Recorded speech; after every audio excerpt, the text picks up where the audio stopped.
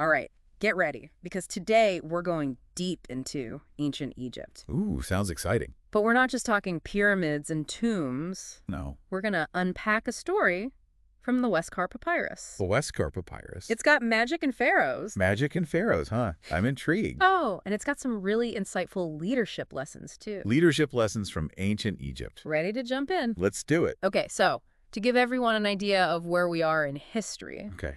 this papyrus dates back to the Middle Kingdom. The Middle Kingdom. That's like 1800 BC. wow, 1800 BC. Okay. And it's a collection of tales. Ah, But we're focusing on this one about the magician Judgmenc Judge Bank, all right. and his encounter with King Sneferu. Sneferu. Okay, I'm familiar with Sneferu. And what I love about this story is that it's not just some historical curiosity. Right. It gives us a glimpse into ancient Egyptian society, their beliefs, and even some leadership wisdom that's still relevant today. Absolutely, yeah. Like, to set the scene, just imagine you're at Sneferu's palace. Okay. It's a beautiful day, the sun is shimmering on the lake, Mm-hmm. and these graceful maidens are rowing the king's boat. Peaceful, right.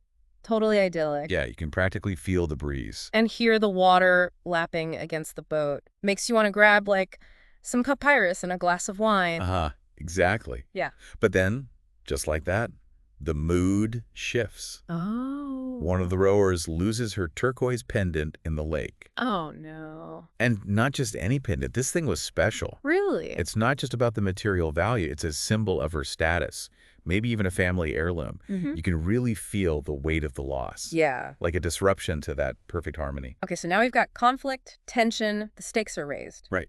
And this is where Judgmenc enters the picture. He's not just a magician, though. No. He's a scribe, a scholar, someone who commands respect. Okay, so it sounds like magic was a pretty big deal in ancient Egypt.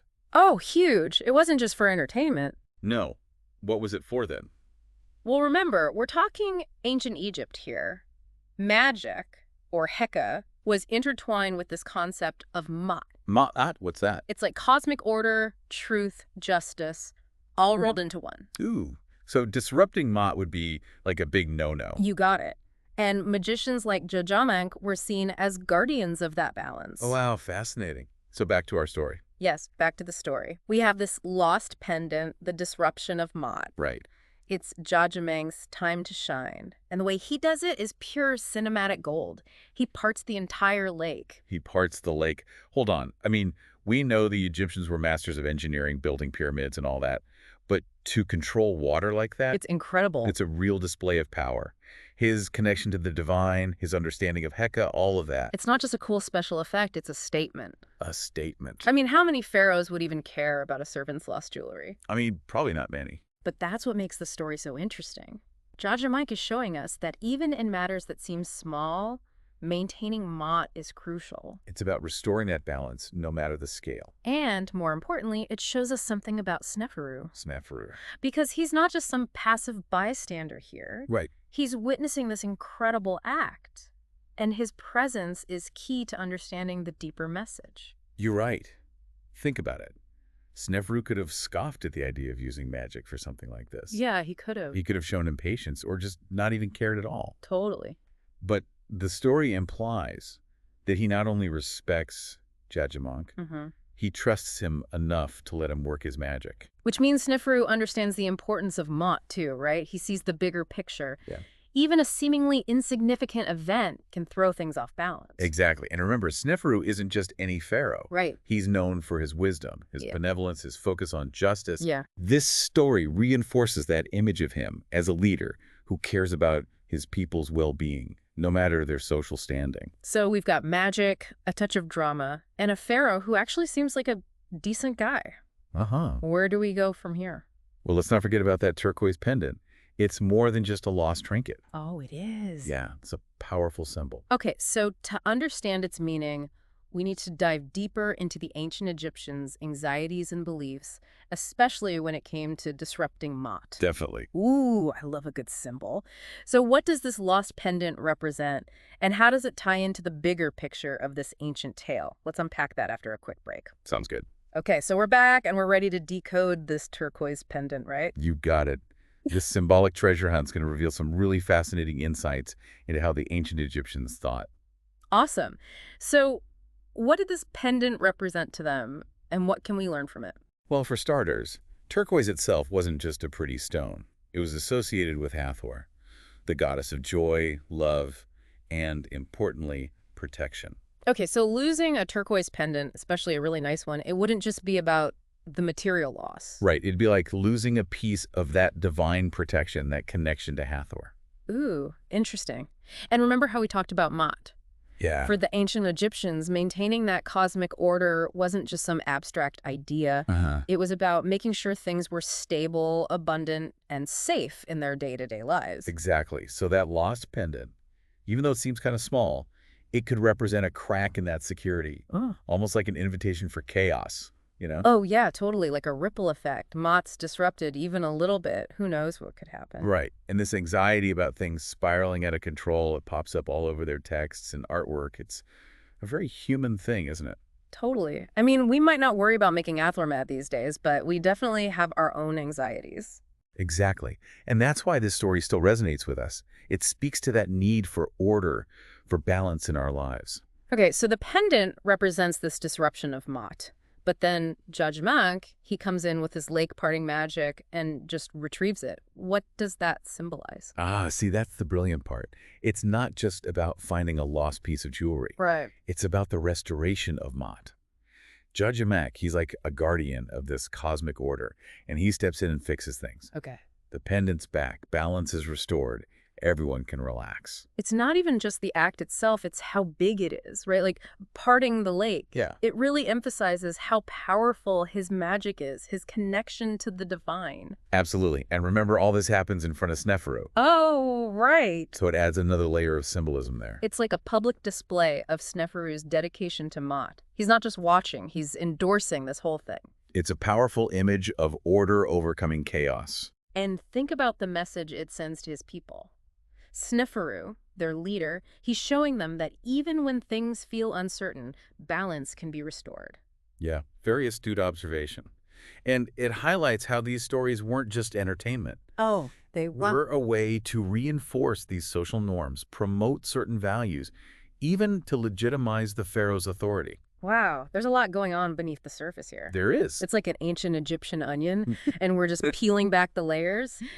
There's another part of this story that deserves its own deep dive. Okay. The role of magic. What it tells us about ancient Egyptian beliefs. Hyksos wasn't just about spells and rituals.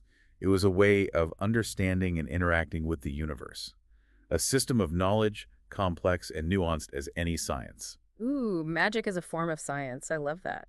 So before we fall down that rabbit hole, can we talk about the story's place in the Westcar Papyrus? Sure. What can we learn from the other stories in this collection? How does the Sneferu and Judgmek's story fit into that bigger picture? Great question. Because these stories weren't just isolated events, they were part of this bigger literary tradition. Okay.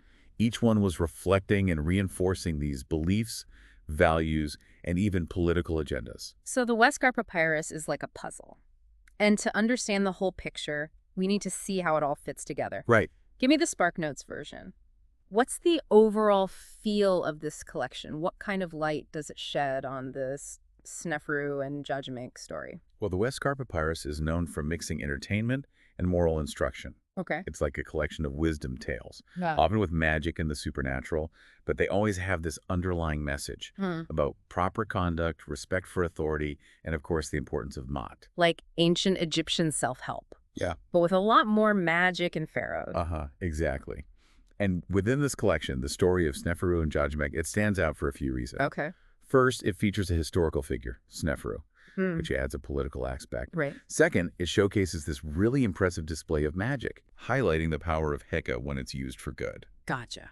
And third, it emphasizes Sneferu's positive qualities, portraying him as wise and benevolent. Which makes sense if you think about the political context. Right. Sneferu founded the Fourth Dynasty, and these stories could have been a way to legitimize his rule. Exactly.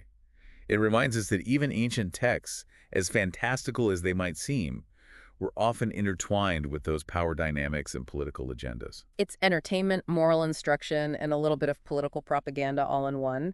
But I still want to hear more about that magic of science thing. How did Heka actually work? All right, picture a world where words have actual power, where knowledge is the key to unlocking these hidden forces, and where rituals and spells are like scientific formulas, carefully crafted to achieve specific outcomes. That's Heka. Okay, I can feel those mystical vibes. How did they believe it actually worked, though? Was it like tapping into some kind of universal energy source? Did everyone have this ability? Or was it just for the elite, like Judgment? Well, they believed Heka was an inherent force in the universe. Okay. Present in everything, Okay. but only accessible to those with the knowledge and skill to harness it. Okay, so it's like a natural resource, like water or fire, potentially dangerous but powerful when you know how to control it. That's a great analogy. So it wasn't about supernatural abilities. It was about mastering this specific form of knowledge. And Judgment, being a scribe and a scholar, would have been highly trained in this art. Exactly. Scribes, they were the keepers of knowledge in ancient Egypt, right? Right. Responsible for writing, record-keeping, preserving magical texts. They understood the intricacies of language, symbols, rituals, all the things you needed to work with, Heka. It wasn't just about waving a wand and muttering incantations. It was about deep study, discipline. A really deep understanding of how everything is interconnected. Exactly. Yeah. The way Judgment parts the lake, perfect example of this. It's not random, it's calculated. Right. It shows his mastery of Heka. Which makes it even more impressive. It's like he's using physics and engineering, but on this supernatural level. He's not defying nature, he's working with it. But with a deeper understanding than most people could even dream of. And that's what makes Heka so fascinating. It blends science, religion, and psychology. It reflects this worldview where the physical and spiritual are totally intertwined. Okay, so we've got magic as science, scribes as these ultimate knowledge keepers, and a pharaoh who totally endorses using Heka for good. It's like an ancient Egyptian superhero team. I love that. And it highlights something important. Heka wasn't inherently good or evil. It was a tool. So like any tool, it could be used for good or bad. Were there any rules against misusing Heka? What if someone wanted to use it for personal gain? Or to hurt others? Well, the ancient Egyptians believed that if you misused Heka, there would be consequences. Okay. Both for the person and for the whole community. Makes sense. Remember Matt. Yeah. Any act that disrupted that cosmic order, even if your intentions were good, could have these unintended consequences. So it's like karma, right? You might get away with using Heka for selfish reasons for a while, but eventually that balance would have to be restored. Exactly. And there were even specific deities associated with punishing those who abused magic. Like Sekhmet, for example. Sekhmet, who's that? The fierce lion goddess, known for her wrath and her role in punishing those who crossed the line. Okay, so you didn't want to mess around with Heka. Right. But what about Judgment? He's clearly using his magic for good in this story. Right. Are there any hints about why he's doing what he's doing? Or about his character overall? Well, the text doesn't exactly delve into his mind, but we do get a few clues. Okay, what are they? First, he's a scribe, which implies dedication to knowledge and wisdom. Second, he's willing to help the rower. Even with a small problem, it hints at a compassionate nature. And he could have taken advantage of the situation, right? Oh, absolutely. He could have demanded a big reward from Sneferu or used his power to gain political influence, but he doesn't. He seems content just restoring balance and then fading back into the background. It suggests humility, doesn't it? Like a lack of ego. Right, which is often associated with true wisdom. It's like he understands his power is a gift, a responsibility, not something to show off or exploit. Exactly. All right, I'm officially a Judgment fan. But let's bring this back to the present. We've gone over the symbolism, the historical context, the magical beliefs surrounding this story. What does it all mean for us today? What can we learn from these ancient Egyptians, besides the cool magic and the fascinating history? I think the beauty of these stories is that they offer this timeless wisdom. These insights into human nature and the challenges we face, no matter what time period we're in. Okay, I'm all ears. Give me some specifics. What are some of the key takeaways that we can apply to our modern lives? Whether we're leading a team, trying to navigate relationships, or just trying to make sense of all the chaos. Okay, yeah, so let's bridge the gap between ancient Egypt and, the here and now. Right, we've got these awesome insights about balance, knowledge, responsibility. But how do we actually use them today? That is the question, isn't it? And I think what's so cool about these principles is how adaptable they are. Okay, so it's like they handed us this ancient toolkit for dealing with life's chaos. Yeah, I like that. I mean, think about it. The ancient Egyptians, they faced challenges we can still relate to today. Societal pressures, demanding work, fear of the unknown, all of it. Give me an example. Let's say I'm like totally overwhelmed at work. Okay. Deadlines, emails, the whole 9 yards. How do I channel my inner Jajamunk and restore some mat to my day? Aha, I love that. Well, remember how Jevamike was all about knowledge, understanding those underlying forces. Yeah. So in your situation, that means figuring out what's really causing that overwhelm. Okay. Is it like a lack of organization? Maybe. Or unclear priorities from your boss? Could. Maybe you feel like you just don't have the right skills for a task. That's a good point. So instead of just reacting to the chaos, I need to like analyze the situation, figure out what's going on. Exactly. You got to become a work-life archaeologist. Ah, Dig for those root causes. I like that. So once I've identified the problem, then what? Well, then you can start applying some of those ancient Egyptian principles we've been talking about. Okay, like what? Remember Sneferu? He really valued the expertise of his advisors. Yeah. So in a modern workplace, that might mean reaching out to your colleagues, mentors, maybe even look at some online resources. Don't be afraid to ask for help. Okay, so it's like assembling my own team of wise advisors. Exactly. Just like Sneferu had Jajamunk. Right. What about those times where you feel like you're just in over your head, skill-wise? Ah, that's where that dedication to lifelong learning comes in. Judge Monk didn't just magically know how to part a lake, right? He worked at it. So if you feel like there's a skill you're missing, embrace that ancient Egyptian spirit and find a way to learn and grow. Turn those I don't know what I'm doing moments into opportunities. Exactly. Maybe sign up for a workshop or take an online course or even shadow a coworker who's really good at that thing. That's a great idea. And even small steps can make a difference, right? Totally. Think of those rowers, one paddle stroke at a time, and eventually Sneferu's boat crossed the lake. Okay, this is great. But what about those situations where the problem is bigger than just me, like a toxic work environment? Can these ancient principles help with that? Definitely. This is where that idea of Mot as responsibility comes in. Okay. Sneferu, he wasn't just sitting back and watching things happen. He actively promoted justice and harmony in his kingdom. Right. So in a toxic workplace, that might mean speaking up against things that are unfair, Yeah. advocating for change, or even supporting coworkers who are being mistreated. So it's not just about personal growth, it's about using what I've learned to try to make things better for everyone. Exactly. And even if you're not the boss, you can still show those values of fairness and compassion just by how you interact with people. You can be the change you want to see, right? Exactly. You never know. Your actions might inspire others, just like Judgment parting that lake. I'm loving all of this. Yeah. Before we go, though, one last thing. Storytelling. How do we use that in everyday life? I mean, we're not all scribes or pharaohs, right? All right, but that's the cool part. Storytelling isn't just about writing these epic tales. It's about how we communicate, our experiences, our values, even just our vision for the world. Being mindful of the stories we're telling, both about ourselves and about others. Exactly. So let's say you're facing a challenge, right? Okay. Instead of seeing yourself as a victim, what if you thought about it like a hero's journey? Ooh, I like that. Even if it sounds a little cheesy, shifting your perspective can make a big difference. Turn why me into what can I learn? Yeah. And think about the stories you share with other people. Okay. Are they promoting understanding and compassion? Or are they reinforcing negativity? That's a good point. We all have the power to be storytellers, to shape the narratives around us. Okay, so we've got balance, knowledge, responsibility, and now storytelling. What's the one big thing we should take away from this whole deep dive? I think it's this.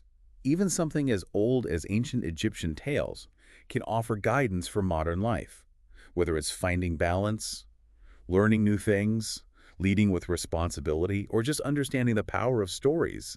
These principles can help us make a real difference. So it's not about living in the past, it's about learning from it. Right. It's about taking these amazing ideas and applying them in our own lives. Awesome. I'm ready to start my own mat movement. Thanks so much for sharing your expertise. Until next time, everybody, keep exploring and keep those aha moments coming.